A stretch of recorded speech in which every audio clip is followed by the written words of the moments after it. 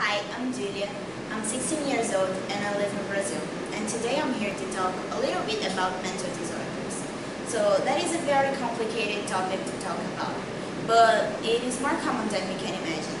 We reach about 700 million people in the whole world, representing 13% of all diseases. So what are mental disorders? Mental disorders are dysfunctions and the functioning of the mind. It can affect any person in any age, and it is provoked by complex nervous central changes. So now I'm going to give you some examples. Depression. About 15% of the people have depression sometime in life. Depression is a state of a really bad mood that persists for longer than 2 weeks, with sadness and loss of interest or pleasure in activities. It may be accompanied by irritability, insomnia, excess of sleep, apathy, slimming or being overweight, lack of energy or difficulty to concentrate. Schizophrenia is framed in psychotic disorders with symptoms such as anomalies of perception, communication, behavior, attention, emotions, motor, and isolation of society. Eating disorders. There are different types of eating disorders, but the most common are nervous anorexia and nervous bulimia.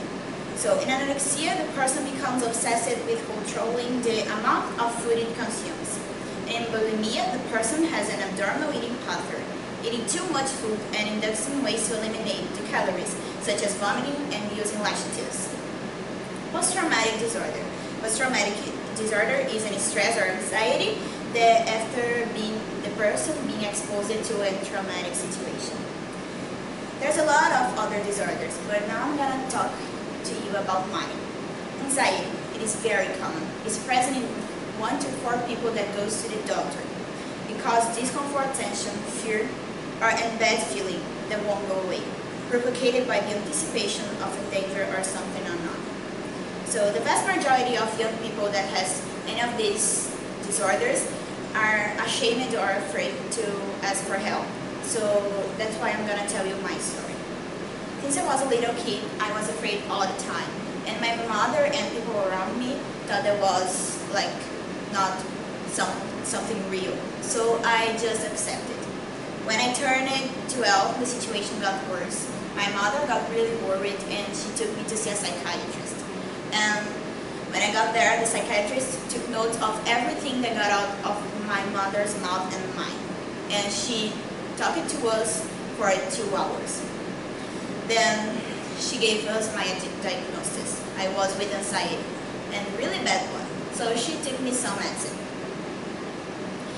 So when I turned 14, I started to go to a religious group for young people where I learned to ask God for help and where I made good friends that started to help me. And I got really better. So now I still have crisis and I still take some medicine, but I'm really better. I can do some things that I could not do at that time. So what I'm trying to say with all this story is that you need to ask for help because you can improve alone.